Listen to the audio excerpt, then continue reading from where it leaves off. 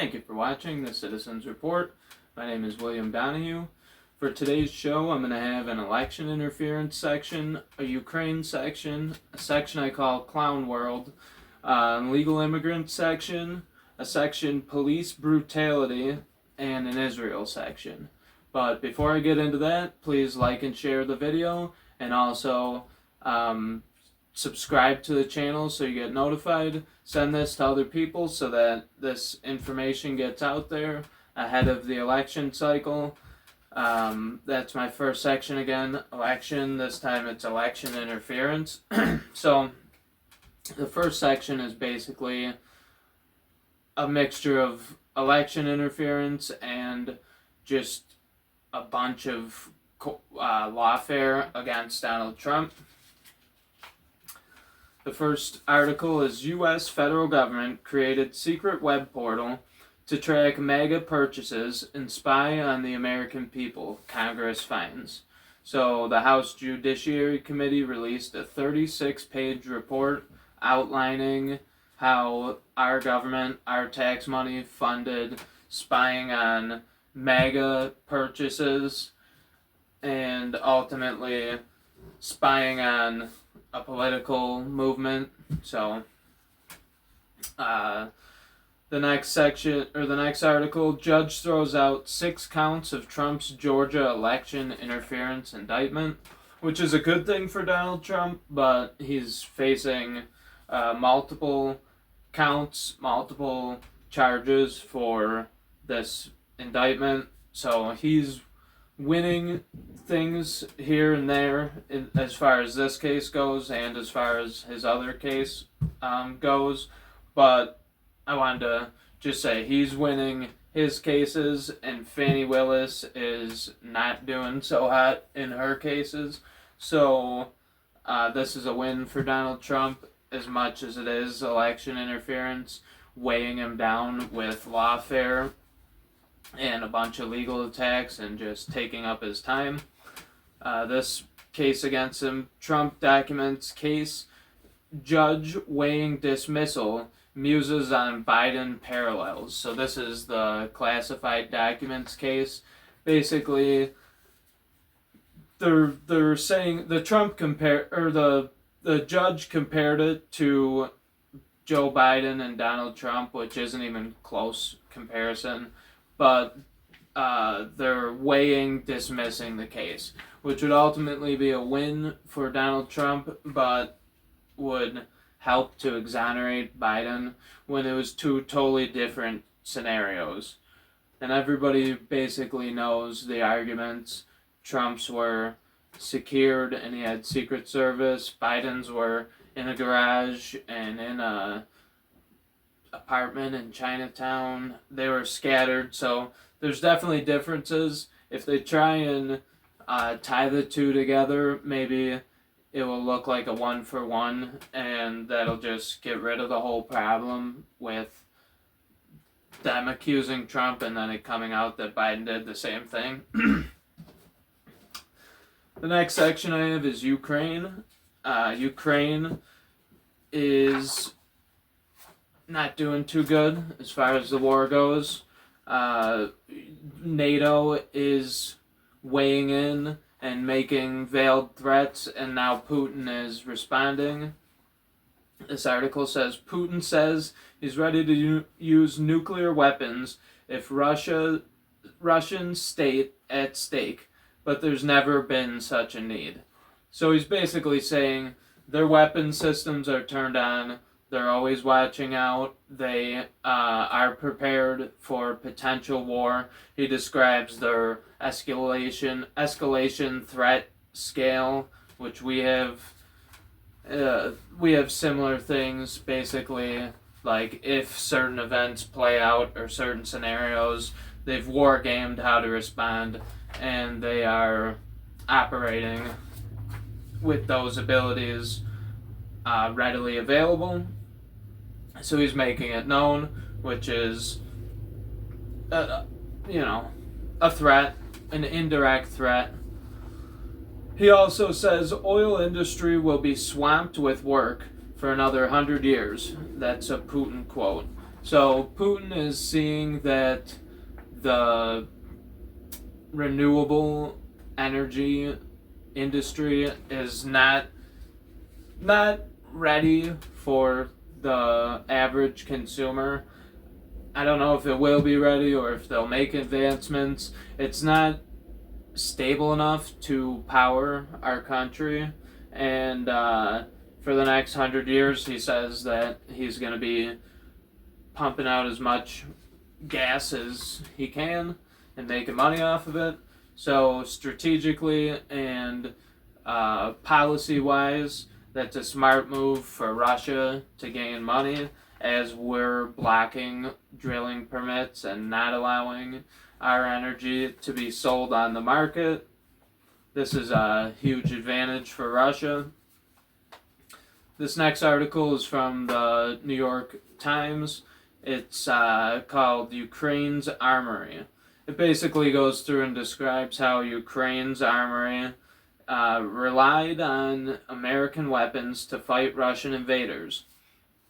And it just talks about how they rely on it and how we haven't been giving aid, and no other NATO countries are really providing them weapons. So it's just the U.S. funding Ukraine's armory. So I covered a story last week. Ukraine said that Russia would bomb a nuclear power plant. That might have been a couple weeks ago. But this article says Ukraine bombs Russian nuclear plant periphery. So there's a video on social media showing a strike carried out on a Russian nuclear plant, and it's basically just projection, I guess, on the part of the EU to say that if Russia carried it out, it would be an environmental disaster, and then their ally, quote unquote, because Ukraine's not part of NATO, but NATO is defending it like they are, their ally is bombing Russian nuclear plants. So it's just inversion. This goes along with the Ukraine Armory article. Germany's 2025 military budget lacks up to 6.5 billion, defense minister says.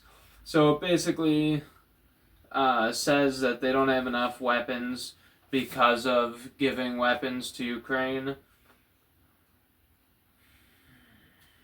And yeah, that's the main gist of this article, is that Germany, and this is a theme, so most European countries have been either giving money, resources, the United States, and people are sick of it. The pushback on funding these types of bills or these types of aid packages are no longer acceptable to the people. So they're not able to fund Ukraine, and they've also depleted their own funds for their own militaries, leaving, like I said, Russia has the advantage with the oil market. Not having weapons and soldiers and resources is another massive advantage for us to be already softened leading up to a potential attack. And then this next article, Kim Jong-un takes part in military drill showcasing new battle tank in North Korea. Kim Jong-un is showcasing his new tank, and they say that he actually drove one of the tanks, which they said was a display of him trying to assert a certain level of power or respect. These military drills that they're carrying out are obviously because Korea is well aware of potential for the Taiwan situation to spiral out of control. Russia and Ukraine and all these wars going on. So they're increasing their military power, and then they're putting it on display on the world stage. The next section I just labeled Clown World because the first article says Clown World Canada, but I just found that fitting. But there's really no specific theme other than the fact that the world is just off. I mean, I don't know how to explain it. The world is sick. Like, these types of things you'd think would be common sense, but apparently not. So I'll just kind of fire through these headlines and let you create the image of what the bigger picture is. Clown World Canada. Citizens told to leave keys accessible for car thieves. So they actually said to lock your house and put your keys outside because all that the thieves want when they break into your house is to steal your car. So that would be like a deterrent. Here you go, just take it. And I thought the rule with insurance was if you leave your keys in the car or somewhere exposed and it gets stolen, it's your fault. So I don't know how this would work with insurance companies. Boeing overwrote camera footage on Max jet door that blew out. Cannot identify employee who worked on it. So they say that they overwrote, which this says, i.e. deleted, security footage showing work being done on the door that blew out. And then they said they couldn't figure out who performed the work, the reinstall, and close the door plug on the accident aircraft. So they've got a bunch of correspondence with the actual news company.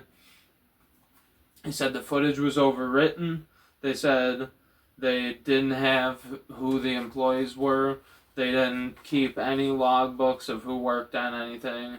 So basically, just complete denial. Had no idea anything about who worked there, who the manager was, who completed the job. They didn't have any camera footage, so totally, in my opinion, a complete cover-up. This is out of the UK. What is the new extremism definition and which groups might be on the list? Community Secretary Michael Grove says that the activities of some groups will be assessed against the new definition. So people's existing thoughts might now become extremism.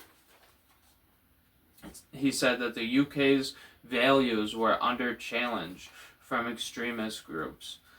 He said that the conflict between Hamas and Israel led to a terrible increase in anti-Semitic and anti-Muslim hate crimes.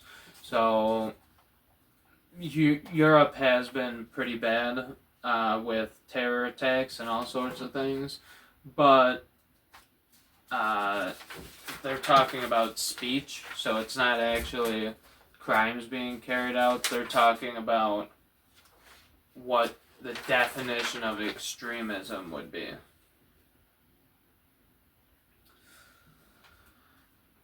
Japan tried to launch a rocket today to put a satellite in space. It exploded moments after liftoff.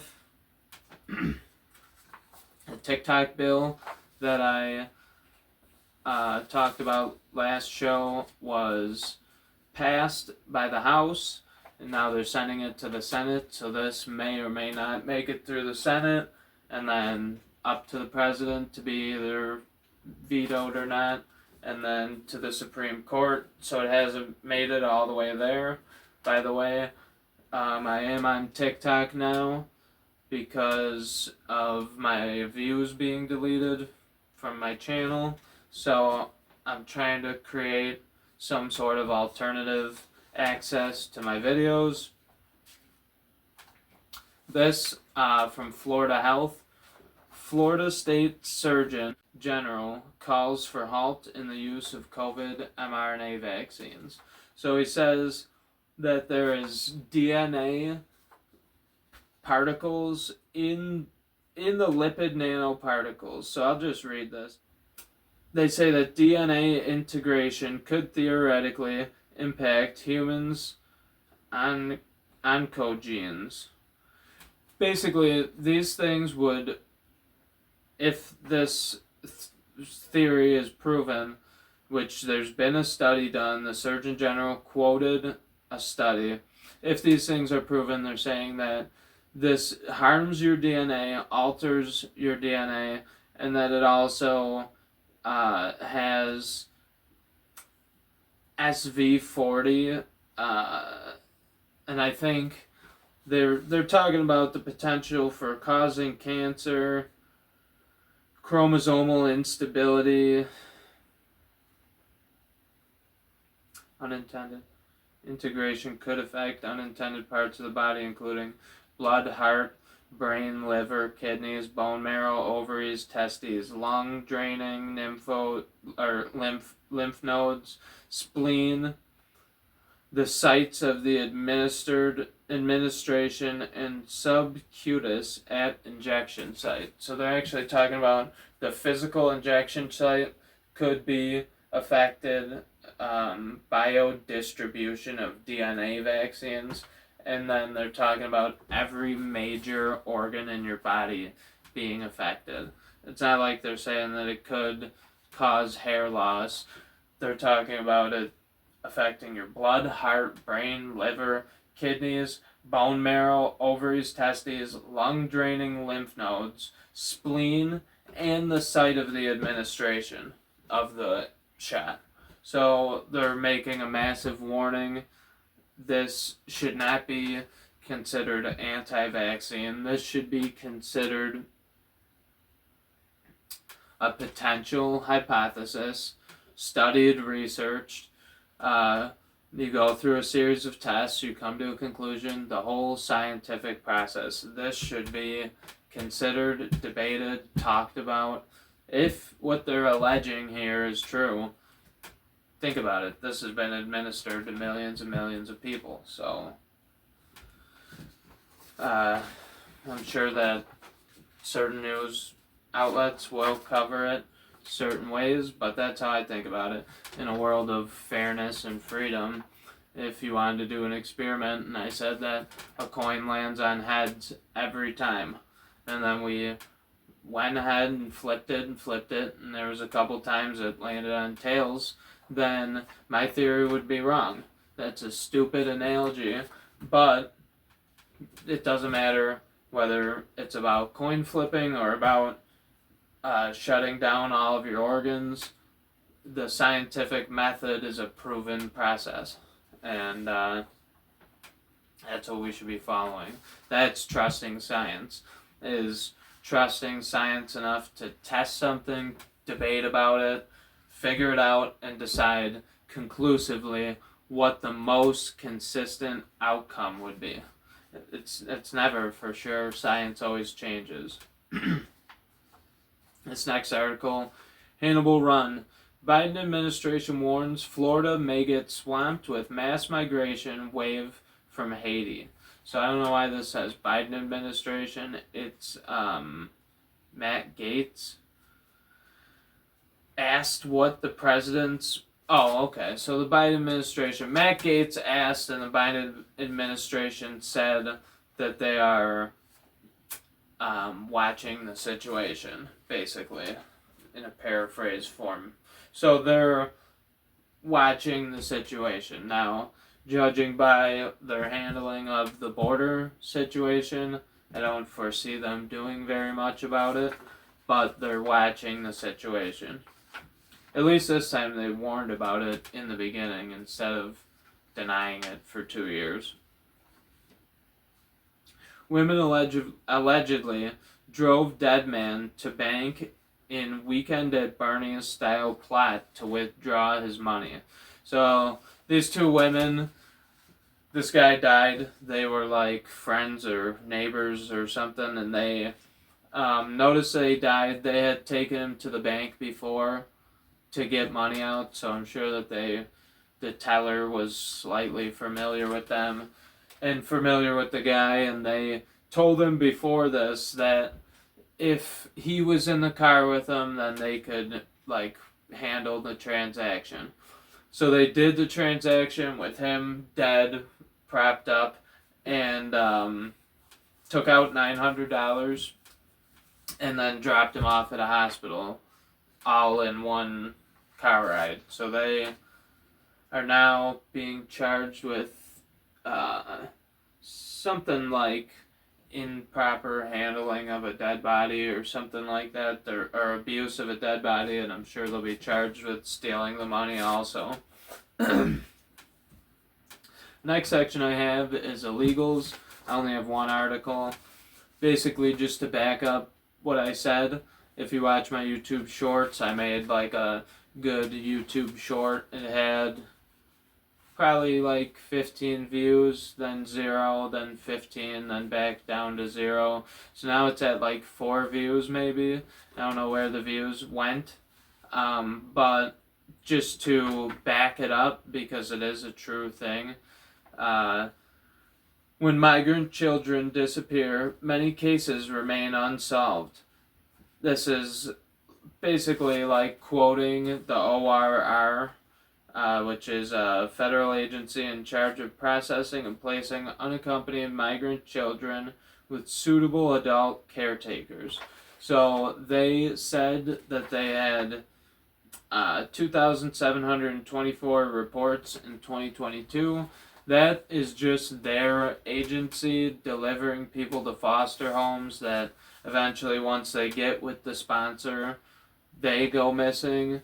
That's not counting the ones that make it across the border. That's not counting the ones that probably never make it to any sort of port of entry or government crossing or ever get identified to begin with. So this is a small example of a much larger issue, but it is going on, and there is government documentation of the problem. And they're the ones placing them with the people. So if we're not properly vetting the sponsors, then this is creating an environment for a problem to happen.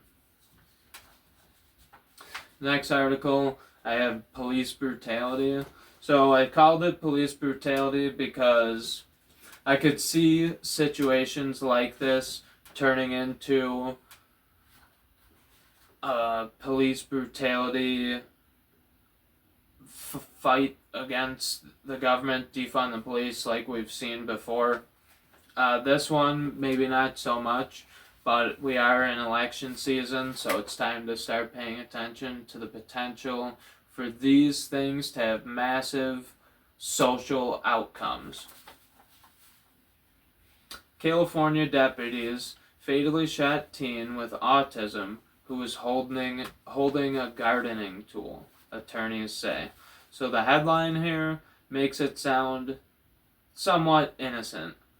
The police and the body cam footage both show something slightly different. They say it was a 5-foot long gardening tool with a sharp bladed end. I don't know what kind of gardening tool that is. It could be a shovel.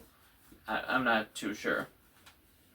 Body cam footage shows the kid charging an officer with the tool, and it said that both of the officers shot. There was 3 shots fired.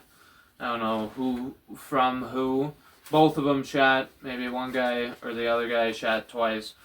But the mother is complaining and saying that they should have used the taser. I think that could have probably avoided the death if he used a taser, but the officer might have felt his life was on the line. If they're sending you into somewhere, then a guy runs through a doorway with some long thing, and your life is on the line for your paycheck. Realistically, you should be able to protect yourself. And just as a private citizen, if someone was running at me with a gardening tool, I think that you should be able to protect yourself. So hopefully this doesn't spin out of control, but things like this have the ability, the kinetic energy to become a very large social movement, whatever people think. I don't really want to dive into it. This is the type of situation that could be amplified in the media and just cause people who feel a certain type of way about police to vote a certain way also. And then the last section I have is Israel. This came out about some RT reporters from the beginning of the Israel-Gaza conflict. Israeli tank strike killed clearly identified Reuters reporter, UN report. So the UN carried out an investigation. Basically, they watched the film. Reuters recorded 40 minutes of no shots being fired on either side, completely unprovoked. The Israeli tank turned and fired 2 120 millimeter rounds at a group of clearly identifiable journalists. So Israel may be again on the hook for war crimes, and this is something I obviously don't agree with, killing reporters or just killing innocent civilians, but that seems to be the theme of their war so far, so doesn't surprise me. That is all I have today. Thank you for watching. I hope that you support the Citizens Report and like and share and subscribe to these videos, and I hope that you have a good night. Thank you. Thank you for watching The Citizens Report with William Donahue. On this show, we search for knowledge, wisdom, and understanding of the world around us through the lens of an American citizen.